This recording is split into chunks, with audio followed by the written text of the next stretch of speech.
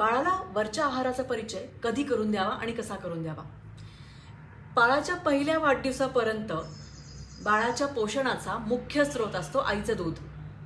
पण बाळ साधारण 6 महिन्याचं झाल्यावरती त्याची पचनसंस्था हळूहळू वरचा आहार घेण्यासाठी सक्षम होऊ शकते.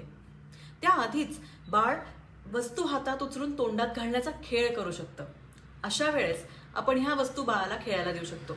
उदाहरणार्थ गाजराच्या मोठ्या मोठ्या खापा किंवा भेंडीसारख्या भाज्या किंवा दुधी भोपळा, तांबडा भोपळा यांच्या मोठ्या मोठ्या खापा बाळाला आपण खेळायला देऊ शकतो. बाळ त्या उचलून तोंडात घालू शकतं, त्या चावून बघू शकतं, त्याचा चव कशी लागतेय ते बाळाच्या जाणीवेमध्ये उतरत राहतं. मात्र ह्या वस्तू खेळायला देताना बाळाकडे नीट लक्ष दिलंच गेलं पाहिजे. हळूहळू बाळाला चवी कळायला लागतात, त्या चवींची त्याची दोस्ती व्हायला लागते. साधारण 6 महिन्याचं झाल्यावरती बाळ टेकून बसू शकतं आणि आधाराने बसू शकतं. बाळाच्या तोंडासमोर चमचा आणला की बाळ असं न करता आ करून चमचा तोंडात घेऊ शकतो. अशा वेळेस बाळ वरचा आहार घेण्यासाठी तयार आहे असं आपण मानू शकतो.